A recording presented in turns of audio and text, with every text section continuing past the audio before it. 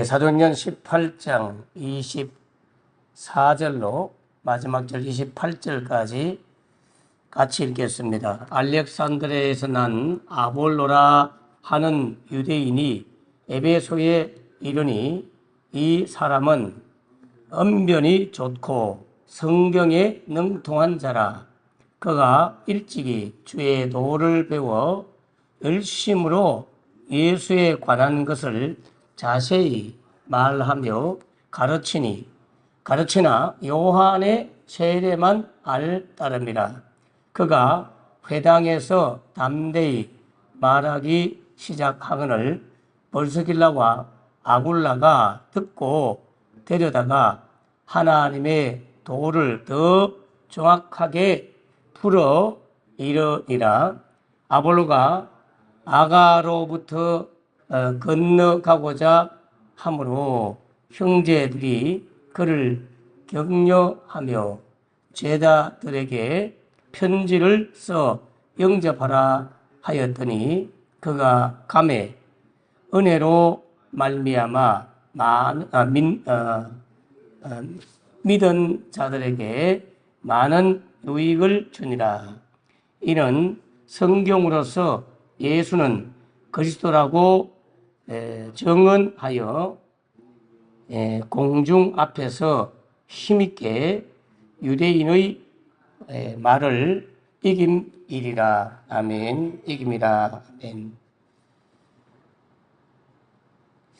자, 오늘은 아볼로에 대한 말씀을 함께 나누고자 합니다. 아볼로에게 붙인 부제의 제목은 겸손함으로 은혜를 받은 사람. 지식의 말씀에서 성경의 말씀, 복음의 말씀으로 변화된 사람, 이런 이름을 붙여주고 싶습니다. 가르침을 하는 사람을 선생이라, 스승이라 그렇게 말하죠. 사람을 가르친다고 하는 것은 매우 힘든 일입니다. 쉽지 않아요. 세상에서 가장 바꾸기 힘든 것은 사람의 마음이라고 하잖아요. 요즘은 기계가 발달해서 그저 손가락만 까딱까딱 하면 TV 화면이 얼마나 잘 바뀌고, 자동차도 터치 한 번만 하면 시동도 걸리고, 세상의 모든 기계들은 사람이 조작하는 대로 잘 바뀌도록 그렇게 지금 만들고 있죠. 제가 들고 있는 핸드폰도 제가 들고 있는 게 녹음을 하는 거예요. 사람의 손만 갖다 대도 제가 원하는 대로 막 바꾸어지는데, 사람은 그토록 사랑으로 애정으로 평생을 가르치고 키워도 안 바뀌는 것이 사람이죠. 자녀들도 부모들이 수고하고 땀 흘린 것만큼만 바뀐다면 얼마나 좋겠어요. 세월이 지나서 머리가 커지고 지식이 늘어가고 몸이 커지면, 나이가 들면 더욱더 안 바뀌도록 변하는 것이 사람이죠. 세월이 지나면 더 많이 바뀌어야 되는데 도리어 더 잘 안 바뀌어요. 그래서 하나님은 진정한 신자는 그 사람은 점점 후퇴하지만 속 사람은 날마다 새로워지는 사람이 되어야 참된 신자가 될 수 있다. 그래서 사람을 가르치는 일은 본질적으로 매우 어려운 일입니다. 그런데 이보다 더 어려운 것이 있다면 배우는 거예요. 타인을 통해서 무엇인가를 배우는 것도 쉽지 않습니다. 특히 어떤 분야에 본인이 전문가라고 생각하고 있다면, 그렇게 자부하고 있는 사람이라면 다른 사람의 가르침을 받아들이기가 더욱더 힘들죠. 목회자도 나름대로의 성경적 지식, 성경의 전문가라고 생각하는 순간 타인의 가르침과 새로운 지식을 전해줘도 자기의 틀에 갇혀 있기 때문에 새로운 걸 받아들이기가 굉장히 힘들어요. 그래서 교회 안에서도 늘상 배우고자 하는 자세로 있지 않으면 성장이 없고 발전이 없어요. 변화되지 않아요. 가장 위험한 선생은 그러면 누구냐? 어떤 선생님이 가장 위험한 선생이냐? 어떤 선생이 나를 가르칠 때 내가 가장 위험한 지경에 빠지느냐? 그것은 바로 셀프 티처. 자기 자신이 스스로 선생이라고 생각하는 사람이 가장 위험해요. 즉 본인이 선생이죠. 타인에게 배우는 가르침도 때로는 위험한 경우가 있습니다. 사이비 이단들이 가르치는 잘못된 가르침을 듣고 그런데 빠지는 사람도 있기 때문에 굉장히 위험하지만 가장 강력한 위험한 선생은 자신이 자기가 선생이라고 생각하는 순간 가장 위험에 노출됩니다. 도무지 듣지를 않습니다. 또 들어도 귀로는 듣고 마음으로 듣지 않기 때문에 변화되지 않아요. 열심히 들은 것 같은데 바뀌지가 않습니다. 그래서 목회자는 설교하다가 회의를 느낍니다. 내가 이렇게 설교하면 무슨 소용이 있나? 바뀌지도 않는데. 들을 때는 아멘 아멘 받는 것 같은데 삶을 보면 여전히 똑같아. 들은 말씀 따로 행하는 삶 따로 도저히 말씀에 영향을 받지 않습니다. 말씀의 지배를 받지 않고 말씀의 간섭을 받지 않습니다. 말씀을 삶에 적용하지 않아요. 그것은 바로 본인이 선생이라고 생각하는 거예요. 본인이 기준인 거예요. 들어도 변화되지 않는 것, 그것만큼 위험한 것이 없어요. 우이독경, 마이동풍이라고 하죠. 예수님은 이러한 자를 유대인, 바리새인, 서기관, 제사장들, 성경을 가장 많이 알고 구약 율법을 가장 잘 지키고 종교적인 의식 행위를 잘하고 있다고 하는 그 유대인들을 그들을 향해서 내가 그들에게 비유로 말하는 것은 그들이 보아도 보지 못하고 들어도 듣지 못하며 깨닫지 못함이니라. 열심히 듣는데 깨닫지 못하니 열심히 듣는데 제대로 들리지 않고 보는 것 같은데 제대로 보지 못함으로 말미암아 변화되지 않는 그들을 향해서 주님이 하셨던 말씀이죠. 야고보 사도는 이러한 셀프 선생, 자칭 자기를 선생이라고 하는 사람, 이거는 다른 말로 배우려고 하지 않고 남을 가르치려고만 하는 사람, 그런 사람을 향해서 경고합니다. 야고보 사도는 경고해요. 교회에서 여러 직분이 있지만 이거는 안 되는 게 좋다 하고 만류한 직분이 있다면 그것은 선생이에요. 야고보 3장 1절 말씀에 이렇게 말해요. 내 형제들아, 너희는 선생된 우리가 더 큰 심판을 받을 줄 알고 선생이 많이 되지 말라. 유일하게 교회 안에서 선생 되지 말라고. 교회학교 교사 되지 말라는 말은 아니에요.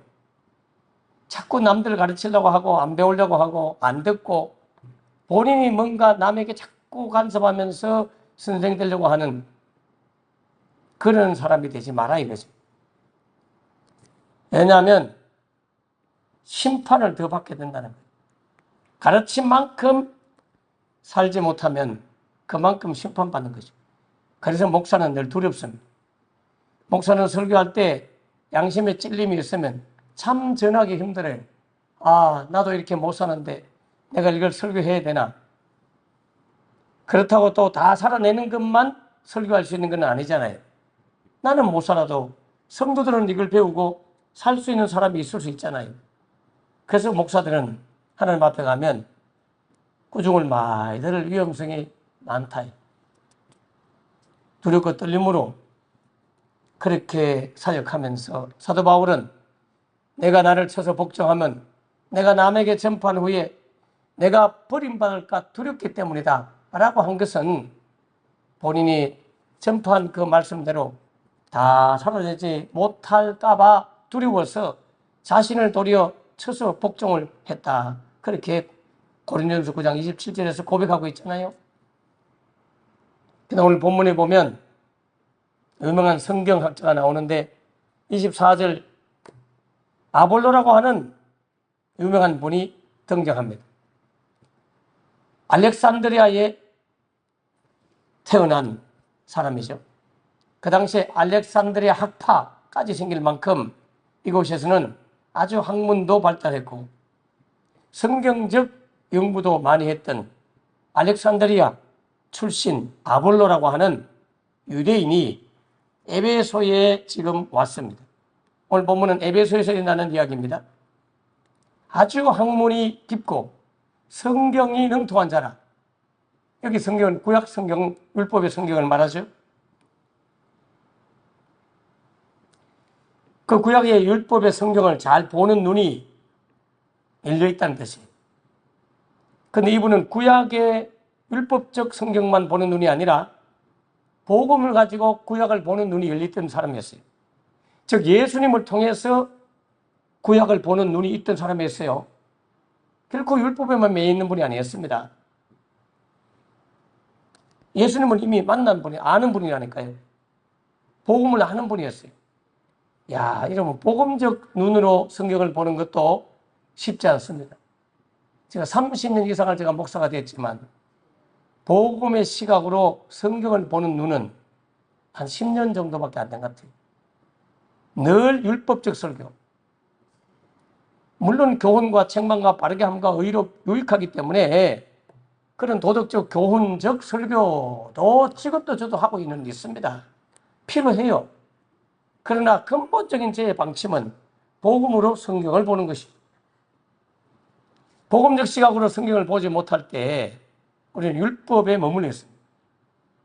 아볼로는 복음의 시각으로 구약 성경을 보는 눈을 가진 분이었어요. 절대로 율법만 매여 있는 분이 아니에요. 제가 율법적 설교와 복음적 설교, 복음적 시각으로 구약 성경을 보는 눈, 제가 몇 번이나 예를 들어서 설명을 많이 했습니다. 갈라디아서에 보면 이런 이야기가 나와요. 아니 창세기에 보면 이런 이야기 나오죠. 아브라함하고 사라 부부 이야기잖아요. 아브라함에게 첩이 하나 있었는데 하갈이 나오잖아요. 아브라함과 하갈이 낳은 자식이 이스마엘이잖아요. 하갈을 통해서 이스마엘이 먼저 태어났어요. 사라를 통해서 이삭이 두 번째 태어났어요. 그런데 그 가정에 갈등이 생기잖아요.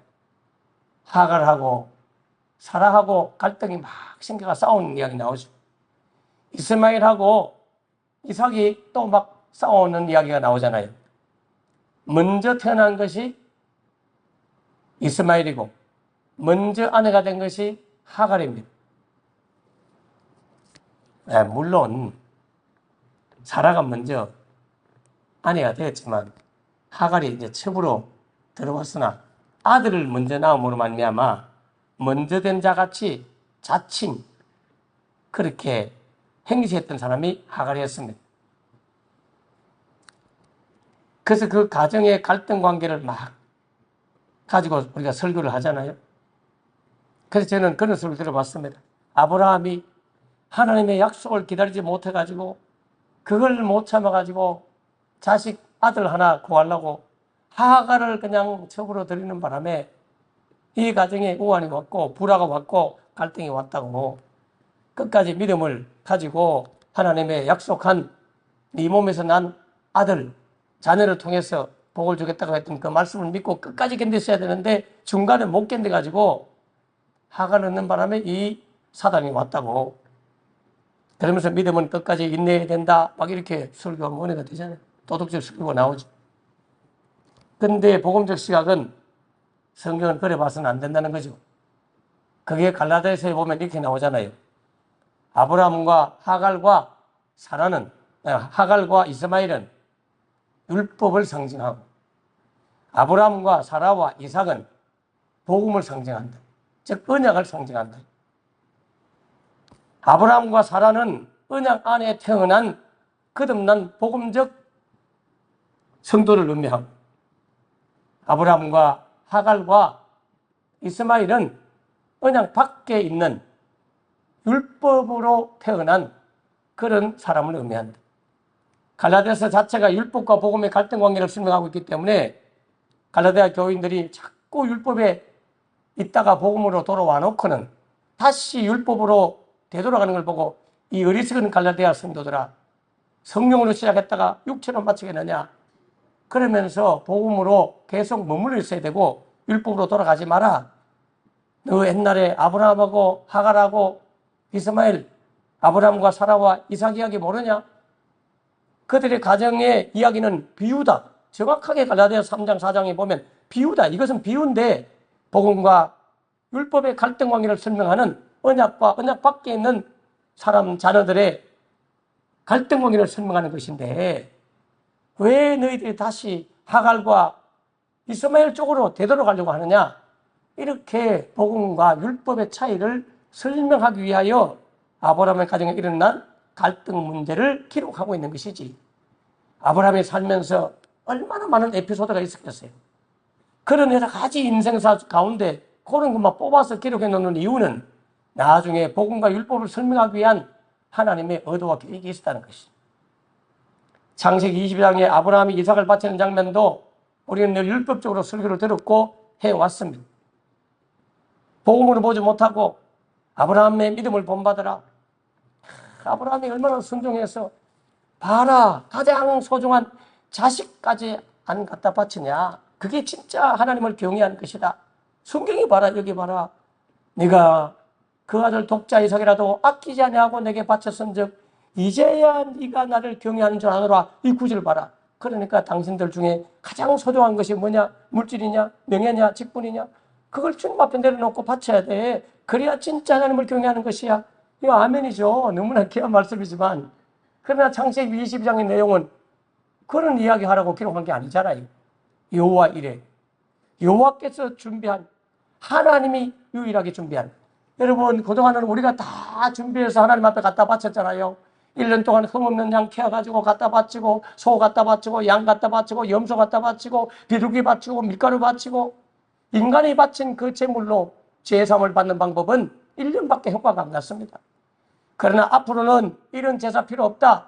하나님이 준비한 영원한 제물, 여호와 이레의 제물, 그 제물이 오면 죽음에서 살아나. 내가 한번 샘플로 보여줄게. 이삭이 죽음의 자리에서 아버지가 칼로 막 잡으려고 하는 그 순간, 아브라함아, 아브라함아, 뒤를 돌아봐라. 돌아보는 순간 순양이 한 마리 걸려 있었죠. 이 양을 갖다 바치라. 이 양은 내가 준비해 놓은 것이다. 여러분, 순양의 뿔이 나무에 걸렸다는 말은 이게 작은 양이 아니잖아요. 그러니까 그 순양이 수년 동안 커왔다는 것이고, 어느 목장에 있다가 그 자리를 이탈해가지고 그 자리를, 그 본래 자기 목장을 떠나가지고 아브라함이 이삭을 바치는 그 자리까지 하나님 보낸 거 아니에요? 그 순양이 누굴 뜻합니까? 예수님을 뜻하죠. 하늘 보좌, 본래 있어야 될 목장의 자리 하나님 보좌를 버리시고 이 땅에 내려오셔서 기꺼이 대신 죽음으로 말미암아 죽음의 자리에 있던 이삭인 우리가 살아남을 설명하는 영원한 여호와 이레의 제물인 예수님을 예표하는 말씀이잖아요. 이게 복음적 시각으로 구약 성경을 보는 거잖아요. 구약은 다 그렇게 돼 있어요. 예수님도 요한복음에 보면 너희들이 성경에서 영생을 얻는 줄로 연구하거니와, 이 성경은 나에 대해서 증언하는 책이다.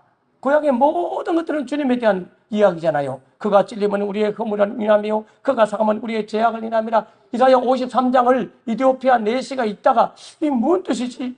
빌립이 가까이 가서 보세요. 여기 그가 찔림은 이 그가 누군 줄 알아? 아니, 나도 모르지. 그가 누구요? 이 기록한 자요? 아니면 어떤 분이요? 하고 물으니까 그분이 바로 당신이 들었던 얼마 전에 예루살렘에서 돌아가신 그 가셨다가 3일 만에 부활한 그 예수님 아니요? 아, 그러냐고. 아멘이라고. 당장 세례받겠다고. 이게 복음적 시각으로 성경을 가르쳐 주는 것입니다. 아볼로는 그런 식으로 성경을 가르쳤어요. 그런데 뭐가 또 부족하냐 이 말이죠. 오늘 그걸 잘 아셔야 돼요. 아볼로는 예수님을 모르는 분이 아니에요. 예수 그리스도를 알고 구약 성경을 이와같이 제가 설교한 것처럼 이렇게 제가 하는 이 강의는 저의 설교가 아니고 예수님의 제자들은 늘 예수의 부활 그리고 그 예수님이 메시아이고 그 메시아의 증거가 뭐냐? 구약 성경 봐라 하고 구약 성경을 언급하면서 바울도 그랬고 스데반도 그랬고 빌립도 그랬고 항상 구약 성경을 근거로 대면서 구약에서 말하고 있는 이분이 바로 우리가 십자가에 못 박아 죽인 그리고 3일만 살아난 그 예수님이 바로 이분을 의미하는 거야 라고 하는 복음적 시각으로 설교를 늘 하는 게 나오잖아요. 아볼로도 그렇게 했다니까요. 오늘 본문을 읽어보십시오. 예수님을 분명히 알았어요. 그런데 그 아볼로가 회당에서 이렇게 예수님은 그리스도라고 힘있게 증거했는데 이건 뭐 별 문제가 없는 것 같은데 이게 무슨 문제가 있었단 말입니까? 이 대단한 신학자이고 구약 성경에 능통하고 예수님까지 알아서 복음을 가지고 구약의 율법을 해석하는 아볼로에게도 또 한 가지 부족한 것이 있던 거예요. 여러분 목회자는 3단계가 있어요. 즉 율법만 아는 목회자, 그 다음에 복음을 아는 목회자, 그 다음 복음에 넘어선 한 가지가 되어 있습니다. 그게 오늘 본문에 나오잖아요. 브리스길라와 아굴라가 등장하죠. 여러분 브리스길라와 아굴라가 누구입니까? 이 브리스길라와 아굴라는 부부잖아요. 부부. 이분이 고린도에서 사도 바울을 만났잖아요. 천막 짓는 동종 직업인지라 바울이 아주 친하게 지내면서 바울을 통해서 복음의 말씀을 들었던 사람이죠. 복음의 말씀만 들은 것이 아니라 바울을 통해서 한 가지를 더 이분은 장착을 했던 분이었어요. 적어도 목회자는 율법과 복음과 그리고 또 한 가지를 더 장착을 해야 돼요. 그게 바로 바울이 경험했던 하나님과의 깊은 만남이죠. 성령의 경험이다. 성령의 체험이다. 성령의 나타납니다. 성령님의 역사다. 왜 제가 이걸 성령님으로 보느냐? 오늘 본문에 보면 아굴라가 브리스길라와 함께 아볼로를 가리키는데, 여러분 아볼로와 아굴라를 헷갈리면 안 돼요. 아볼로가 알렉산드리아 학파의 아주 구약의 또 복음과 성경에 능통한 분이라면 브리스길라와 아굴라는 부부란 말이에요. 오늘 성경에 보면 아볼로는 요한의 세례만 알림이라 이렇게 되어 있잖아요. 요한의 세례만 안다는 말은 불세례, 성령 세례는 모른다 이런 뜻이에요. 그래서 저분이 복음도 알고 율법도 아는데 요한의 세례만 안 해? 성령님의 세례를 모르네? 성령의 역사와 성령의 나타남과 불세례를 모르네? 여러분 바울은 성령 세례를 경험한 분이에요. 성령의 기름 부심을 경험하고 다메섹 도상에서 하나님의 거룩한 아들 예수님의 영이 나타났고 그래서 놀라운 성령 체험을 쉽게 표현하면 한 분이잖아요. 여러분 무당도요. 제가 두 종류가 있다고 늘 말했잖아요. 학선무, 세선무라고 하는 그런 무당이 있고 강신무라고 하는 귀신이 마귀가 들어와서 역사하는 무당이 있고 배워서 학문으로 배워서 하는 무당이 있다. 신자도 목회자도 강신, 성령이여 강림하사 할 때 성령님이 임재해가지고 율법과 복음과 성령님까지 함께 역사하는 그런 목회자가 있고 그저 율법에만 머물러 있는 도덕적 교훈만 열심히 주는 목사가 있고 거기에 복음까지 겹쳐서 하는 목사가 있고 거기에 성령님의 나타남까지 장착한 목사가 되는 게 성도들이 되는 게 우리의 목적지가 되어야 되는 것입니다. 오늘 바로 브리스길라와 아굴라는 아볼로를 이렇게 보니까 요한의 세례만 알고 성령 세례를 모르는 거예요. 그래서 바울에게 배우고 경험한 대로 또 본인들이 체험한 대로 이 아볼로를 불러가지고 조용하게, 아볼로 선생님, 당신이 증거한 말씀 굉장히 은혜가 되고 좋습니다. 율법의 말씀을 예수 그리스도를 가지고 해석하는 복음적 능력이 있지만, 그러나 보혜사 성령님이 오셔서 우리와 함께 계시고, 그래서 사도 세례 요한의 세례에만 머물러 있으면 안 되고, 이제는 물 세례만 아니라 불 세례까지 증거하는 자가 되어야 됩니다 하면서 성령의 임재에 대한, 성령 세례에 대한 말씀을 분명히 전했다고 볼 수 있어요. 요한의 세례만 알았다 이렇게 표현하고 있는 것 자체에 모든 게 포함되는 거예요. 그래서 그가 겸손하게 이걸 받아들이잖아요. 이게 아볼로의 위대함입니다. 아볼로의 위대함은 지식에 있는 것도 아니고 학문에 있는 것도 아니에요. 겸손함에 있는 것이. 그걸 다 받아들여가지고 평신도인 천막 제조업을 하는 브리스길라와 아굴라의 가르침을 받고 아볼로 이 선생님이, 아 그래요? 아니 내 그거 몰랐네. 그 성령의 나타남, 성령의 임재, 불세례 이 분야를 다 받아들이고 기도하고 그렇게 은혜를 받자 26절 말씀을 보면 그가 이제 회당에서 담대히 그냥 말씀 전가할 때는 분명히 성경을 자세하게 말했고 하나님의 도를 자세하게 말했고 그렇게 다 그렇게 했지만 모자라는 그 부분을 브리스길라와 아굴라가 듣고는 그 아볼로를 데려다가 하나님의 도를 더 자세히 말했다 할 때 이 하나님의 도 안에는 예수 그리스도의 복음 그리고 보혜사 성령님의 사역 이 부분까지 다 설명해서 요한의 세례에서 불세례로 넘어오도록 만든 것이죠. 아볼로가 겸손하게 자존심 상해하지 않고 이 모든 걸 받아들였습니다. 그러자 이때부터 이분의 놀라운 능력이 나타나잖아요. 은혜의 사람이 되었고 은혜를 끼치는 사람으로 바뀌게 되잖아요. 그래서 아볼로가 이제 아가야 지역으로 건너가려고 27절 28절을 보십시오.